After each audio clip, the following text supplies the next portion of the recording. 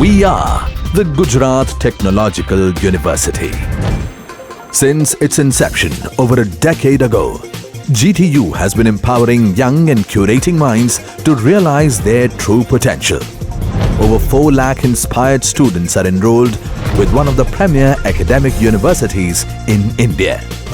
With more than 450 affiliated colleges in its fold operating across 5 zones of the state, GTU, the International Innovative University, your place to move forward.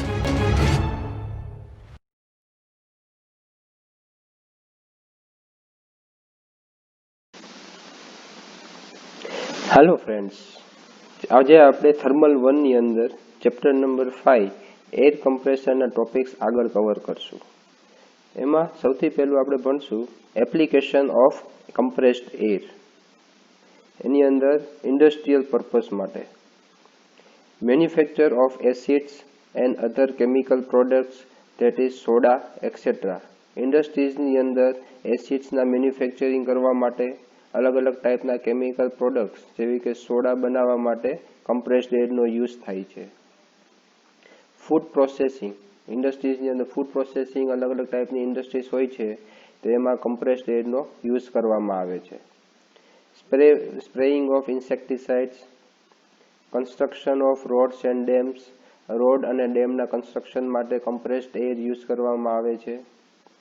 Four operating pneumatic tools, pneumatic ટૂલ્સના ઇન્ડસ્ટ્રીઝમાં pneumatic tools છે એ air દ્વારા work કરે છે તો એના operating માટે કમ્પ્રેસ્ડ એરનો યુઝ કરવામાં આવે છે. For used in foundry for sand blasting, એટલે ફાઉન્ડ્રીની અંદર એક સેન્ડ બ્લાસ્ટિંગ પ્રોસેસ હોય છે તેની અંદર પણ એ કમ્પ્રેસ્ડ એરનો યુઝ થાય છે.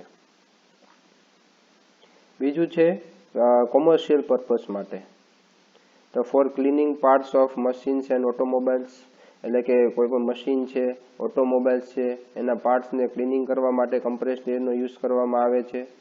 ફોર સ્પ્રે પેઇન્ટિંગ, સ્પ્રે પેઇન્ટિંગની અંદર પણ કમ્પ્રેસ્ડ એરનો યુઝ થાય છે. For driving compressed air motors, compressed air motors છે એનું ડ્રાઇવિંગ કરવા માટે, એનું ઓપરેટિંગ કરવા માટે કમ્પ્રેસ્ડ એરનો યુઝ કરવામાં આવે છે. Operating air brakes used in bus, trucks, trains etcetera, જે હેવી ડ્યુટી વેહિકલ્સ છે એની અંદર બ્રેક્સમાં ન્યુમેટિક અથવા તો એર બ્રેકનો યુઝ કરવામાં આવે છે કે જેની અંદર કમ્પ્રેસ્ડ એર યુઝ થાય છે. For filling air in an automobile tyres, આપણા વેહિકલની અંદર ટાયર્સમાં એર જે ફિલ કરી છે તો એ કમ્પ્રેસ્ડ એર જ હોય છે. For operating water pumps, water પંપના ઓપરેશનની અંદર કમ્પ્રેસ્ડ એરનો યુઝ કરવામાં આવે છે. તો 2 મેઇન ટાઈપ છે, ઇન્ડસ્ટ્રીયલ યુઝ અને કોમર્શિયલ યુઝ. એની અંદર અલગ અલગ ટાઈપના એપ્લિકેશન્સ આવે છે કે જેની અંદર કમ્પ્રેસ્ડ એરનો યુઝ કરવામાં આવે છે. ત્યાર પછી આપણે ભણશું construction and working of reciprocating air compressor. એટલે આગળ ક્લાસિફિકેશનની અંદર આપણે ભણી ગયા કે એના એર કમ્પ્રેસરના ક્લાસિફિકેશનમાં 2 મેઇન ટાઈપ છે. સૌથી પહેલું છે રેસિપ્રોકેટિંગ એર કમ્પ્રેસર અને બીજું છે રોટેટિંગ એર કમ્પ્રેસર. એની અંદર આજે આપણે રેસિપ્રોકેટિંગ એર કમ્પ્રેસરનું કન્સ્ટ્રક્શન અને વર્કિંગ છે એ સ્ટડી કરશું. આ જે ફિગર તમે જુઓ છો it is the construction of reciprocating air compressor.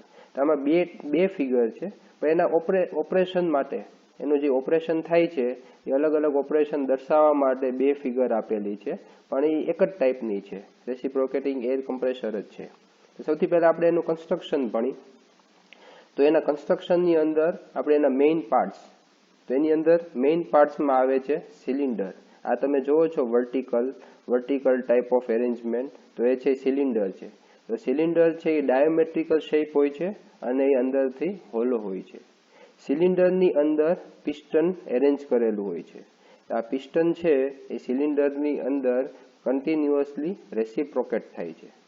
નીચેના ભાગમાં આ સિલિન્ડરની સાથે કનેક્ટેડ છે, આ તમે સર્ક્યુલર શેપ જુઓ છો, it is the crank case.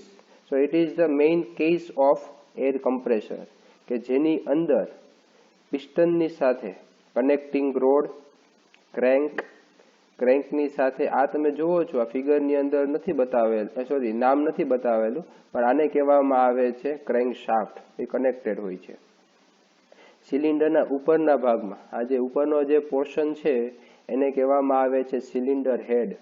તો સિલિન્ડર હેડમાં બે વાલ્વ રાખેલા હોય છે, જેને કહેવા સૌથી પહેલું છે ઇનલેટ વાલ્વ અથવા તો સક્શન વાલ્વ. આ તમે જુઓ છો આ વાલ્વ, એને કહેવામાં આવે છે સક્શન વાલ્વ અથવા તો ઇનલેટ વાલ્વ. અને આ જે વાલ્વ છે એ ડિલિવરી વાલ્વ કહેવામાં આવે છે. આ સક્શન અને ડિલિવરી વાલ્વ છે એ સક્શન પોર્ટ અને ડિલિવરી પોર્ટ સાથે જોઈન્ટ થયેલા હોય છે. એના વર્કિંગની અંદર આ જે રેસિપ્રોકેટિંગ એર કમ્પ્રેસર છે એ અલગ અલગ સ્ટ્રોકમાં વર્ક કરે છે. તો stroke means the length of reciprocating motion of piston. એટલે કે જ્યારે પિસ્ટન છે એ અપ ટુ ડાઉન મૂવ કરે છે તેને કહેવામાં આવે છે એક stroke. Down to up move કરે છે તેને કહેવામાં આવે છે બીજો સ્ટ્રોક. એટલે આ રીતના એર કમ્પ્રેસર છે એ પિસ્ટનના સ્ટ્રોક દ્વારા વર્ક કરે છે. તો એના સ્ટ્રોકની અંદર સૌથી પહેલા જ્યારે પિસ્ટન છે એ સિલિન્ડરના ઉપરના ભાગમાં હશે. એટલે પિસ્ટન જ્યારે ઉપરની સાઈડ હશે અને ઉપરથી નીચેની સાઈડ મૂવ થશે. આ જો એરો બતાવેલો છે એટલે પિસ્ટન છે એ અપવર્ડ ટુ ડાઉનવર્ડ મોશન કરે છે સિલિન્ડરની અંદર. ત્યારે એ કન્ડિશનમાં પિસ્ટનના ઉપરના ભાગમાં જે સિલિન્ડરનો પોર્શન છે એની અંદર વેક્યુમ ક્રિએટ થશે. વેક્યુમ ક્રિએટ થવાથી આ ઇનલેટ વાલ્વ છે એ ઓટોમેટિકલી ઓપન થઈ જશે. જે આ ટી શેપ વાલ્વ છે બરાબર, વેક્યુમ ક્રિએટ થવાથી ઓટોમેટિકલી આ ઇનલેટ વાલ્વ છે એ ઓપન થશે અને એટમોસ્ફિયરની એર સિલિન્ડરની અંદર સક થશે. એટલે હવે આ સ્ટ્રોક દરમિયાન પિસ્ટન ઉપરથી નીચે મૂવ થાય છે અને પિસ્ટન અત્યારે નીચે આવી ગયું, પણ સિલિન્ડરના પિસ્ટનના ઉપરના ભાગમાં એર ફિલ થઈ ગઈ છે. જ્યારે વેક્યુમ છે એ ઓછું થઈ જાય, કમ્પ્લીટ થઈ જશે અને પિસ્ટન છે એ નીચે કમ્પ્લીટલી નીચેની સાઈડ આવી જશે એટલે સિલિન્ડરની અંદર એર આવી જશે. તો આ સ્ટ્રોકને કહેવામાં આવે છે સક્શન સ્ટ્રોક. તો આ જે મોશન છે પિસ્ટનનું, જે reciprocating motion, up down motion, બરાબર, તો એ કોનાથી એ છે આ ક્રેન્ક શાફ્ટ દ્વારા થાય છે. એટલે જ્યારે ઇલેક્ટ્રિક સપ્લાય જ્યારે આપણે ઓન કરવામાં આવે છે ત્યારે આ ક્રેન્ક શાફ્ટ છે એ રોટેટ થાય છે.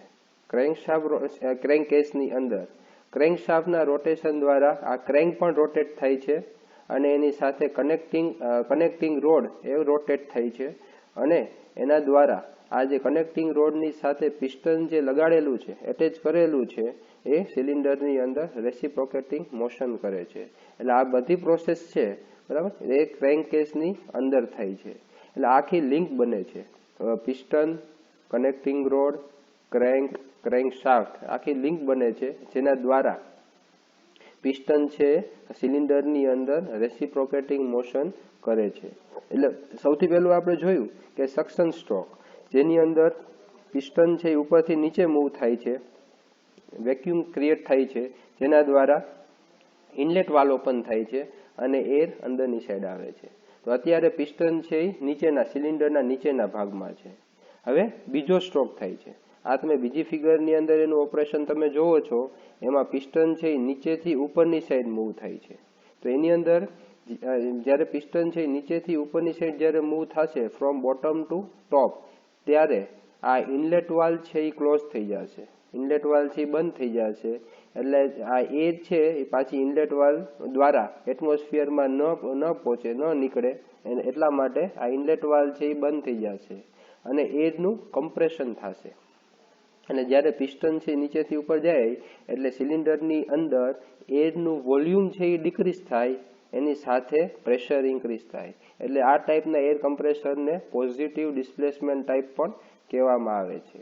જ્યારે એની લિમિટ, ટૂંકમાં જે આપણે એરની જે પ્રેશરની લિમિટ છે, જે આપણે ડિઝાઇન કરેલી જે પ્રેશરની લિમિટ છે બરાબર, એટલી આપણને એચીવ થઈ જાય હાઈ પ્રેશર એર, ત્યારે આ ડિલિવરી વાલ્વ છે ઓપન થઈ જશે અને કમ્પ્રેસ્ડ એર અથવા તો હાઈ પ્રેશર એર છે એ ડિલિવરી વાલ્વમાંથી આપણને બહાર નીકળશે, ટૂંકમાં આપણને આઉટપુટમાં મળશે. અને ત્યાં જ એક રિસીવર ટેન્ક રાખેલી હોય, એ રિસીવર ટેન્કમાં એ સ્ટોર થઈ જશે. તો જ્યારે પિસ્ટન છે એ બોટમ ટુ અપ મોશન કરશે તો એને કહેવામાં આવે છે કમ્પ્રેશન સ્ટ્રોક.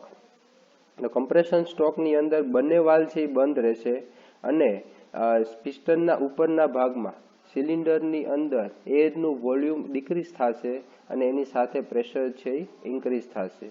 ત્યાર પછી આપણને ડિઝાયર્ડ પ્રેશર મળી જાય ત્યારે ઓટોમેટિકલી એની ડિઝાઇન પ્રમાણે આ ડિલિવરી વાલ્વ છે એ ઓપન થઈ જશે અને હાઈ કમ્પ્રેસ્ડ એર છે એ રિસીવરની અંદર રિસીવ થઈ જશે. So it is the simple working of an air compressor. તો આ જે પ્રોસેસ થાય છે તેની અંદર પ્રેશર અને વોલ્યુમ એમાં શું શું ચેન્જીસ આવે છે બરાબર એ આપણે જોશું. સો it is the PV diagram is representing the working of an reciprocating air compressor. એટલે આ જે છે એ નો ક્લિયરન્સ લખેલું છે. તો નો ક્લિયરન્સ મીન્સ કે જ્યારે પિસ્ટન છે એ રેસિપ્રોકેટ થશે તો આ પિસ્ટનનું જે અપર પોર્શન છે ઉપરનો ભાગ એ સિલિન્ડરના ઉપરના ભાગ સુધી નહીં જઈ શકે કેમ કે વચ્ચે છે એ ક્લિયરન્સ રાખેલું હોય બરાબર. પણ આ જે છે એ થિયરેટિકલી આની અંદર ક્લિયરન્સ છે એ કન્સિડર કરવામાં નથી આવતું. એટલે આમાં છે એ નો ક્લિયરન્સ વગરનું આ પીવી ડાયાગ્રામ આપેલું છે. તો આપણે જોયું એ પ્રમાણે સૌથી પહેલા સક્શન સ્ટ્રોક. તો સક્શન સ્ટ્રોકની અંદર પિસ્ટન છે એ સિલિન્ડરમાં ટોપ ટુ બોટમ છે એ મૂવ કરશે. એટલે એમાં એટલે અહીંથી સ્ટાર્ટ થશે પીવી ડાયાગ્રામમાં આ પ્રેશર P1 અને આ વોલ્યુમ છે V1. તો એ આખી સક્શન પ્રોસેસ છે બરાબર. તો સ્ટાર્ટિંગની અંદર જ્યારે સક્શન સ્ટ્રોક થાય છે ત્યારે સિલિન્ડરમાં એરનું પ્રેશર છે એ ઓછું હોય છે અને વોલ્યુમ છે એ વધુ હોય છે. આ ફિગરની અંદર આપણે જોઈ શકીએ ડાયાગ્રામમાં કે સ્ટાર્ટિંગમાં સક્શન સ્ટ્રોક દરમિયાન આ પ્રેશર ઓછું છે P1. આપણે આમાં જોઈએ આપણે પ્રેશર P1 છે એ ઓછું છે પણ એનું વોલ્યુમ છે એ વધારે છે. એટલે આ જે પ્રોસેસ થાય છે એને કહેવામાં આવે છે સક્શન સ્ટ્રોક અને એની અંદર એર છે સક કરવામાં આવે છે. એટલે પ્રોસેસ 4 to 1 કહેવામાં આવે. ત્યાર પછી આ જે લો પ્રેશર અને હાઈ વોલ્યુમ વાળી એર છે એનું આપણે કમ્પ્રેશન કરવું છે. તો આ કમ્પ્રેશન સ્ટ્રોક એટલે આ ફિગરમાં પિસ્ટન જ્યારે બોટમ ટુ ટોપ જશે ત્યારે પિસ્ટનના ઉપરના ભાગમાં સિલિન્ડરમાં પ્રેશર છે ઇન્ક્રીઝ થશે અને એરનું વોલ્યુમ છે એ ડિક્રીઝ થશે. તો આ તમે ફિગર આપણે જોઈ પીવી ડાયાગ્રામની અંદર ફિગર 1 to 2 આ તમે જોવો છો બરાબર ફૂલ લાઇન્સમાં. તો આ જે પ્રોસેસ છે એ પ્રોસેસ કમ્પ્રેશન સ્ટ્રોકની છે. તો કમ્પ્રેશન સ્ટ્રોકમાં પ્રેશર છે એ ઇન્ક્રીઝ થાય છે from P1 two P2 pressure increase થાય છે પણ એનું વોલ્યુમ છે એ ડિક્રીઝ થાય છે ફ્રોમ V1 ટુ V2. પહેલા V1 હતું વોલ્યુમ વધારે હતું સક્શન સ્ટ્રોકના એન્ડમાં અને એનું વોલ્યુમ છે એ ડિક્રીઝ થયું ફ્રોમ V1 ટુ V2. એટલે આ ફિગરની અંદર પ્રેશર છે ઇન્ક્રીઝ થાય છે અને વોલ્યુમ છે ડિક્રીઝ થાય છે. તો આ જે પ્રોસેસ છે અત્યારે એક્ચ્યુઅલ પ્રોસેસ કહેવામાં આવે. એટલે આપણે થર્મોડાયનામિક્સની અંદર ભણી ગયા પોલીટ્રોપિક પ્રોસેસ એટલે એ એક્ચ્યુઅલ પ્રોસેસ કહેવામાં આવે કે જે ફૂલ લાઇન્સમાં દર્શાવેલી છે. બીજી જે થિયરિટિકલ પ્રોસેસ છે એની અંદર આઇસોથર્મલ એટલે કે જો કોન્સ્ટન્ટ ટેમ્પરેચર આપણે કન્સિડર કરી થિયરિટિકલની અંદર તો આ રીતના જે આ ડોટેડ લાઇન્સ બતાવેલી છે 2 એટલે કે 1 to 2 પ્રોસેસ થાય.